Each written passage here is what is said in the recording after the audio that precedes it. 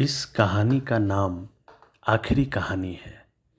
और ये कहानी एक ऐसे गांव की है जहां वर्षा के देवता इंद्र नहीं होते बल्कि वर्षा की देवी होती है। एक बार वर्षा की देवी ने फैसला किया कि 9 साल तक पृथ्वी पर बारिश नहीं होनी चाहिए। ऐसा ही हुआ। वहाँ एक किसान था जो साल दर साल अपने खेत में जाता था और ज़मीन की जुताई करता था। हर साल वो अपने खेत पर हल बैल लेकर जाता।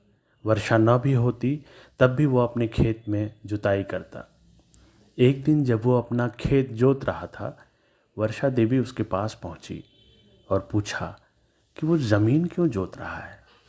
देवी ने कहा, आप इतनी मेहनत क्यों कर रहे हैं? क्योंकि यहाँ बहुत वर्षों तक वर्षा नहीं होने वाली है। आपके सभी साथी गांव वाले दूर दराज कोई और काम करने के लिए चले गए हैं।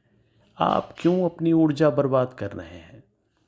किसान ने कहा, अगर मैं जुताई करना बंद कर दूं तो शायद मैं हल चलाना भी भूल जाऊंगा। मेरी खेती के सभी उपकरण भी पड़े पड़े बेकार हो जाएंगे। मेरे बैल भी खेती के लायक नहीं बचेंगे। कभी ना कभी तो वर्षा जरूर होगी, फिर मैं अपना काम कैसे करूंगा? इसीलिए चाहे वर्षा हो या ना हो, मैं जुताई करता रहूंगा।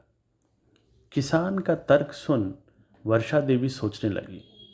उसने मन ही मन कहा, अगर बिना काम किए किसान ये भूल सकता है कि खेती कैसे करते हैं, तो हो सकता है मैं भी भूल जाऊं कि वर्षा कैसे करते हैं। ये भी हो सकता है कि मैं भूल जाऊं कि बिजली कैसे चमकती है और बादल कैसे गरजते हैं। फिर क्या था, वर्षा देवी को समझ में आ गया। उसने एक बार फिर से वर्षा शुरू कर दी। गांव की हरियाली और उसका जीवन वापस आ गया। इसीलिए चाहे बाढ़ हो या अकाल, किसान खेती करना छोड़ते नहीं हैं। वे निरंतर काम करते हैं, अपने जीवन के जोखिम पर भी अनाज उपजाते हैं। और यही कारण है कि पूरी दुनिया को भोजन मिलता रहता है।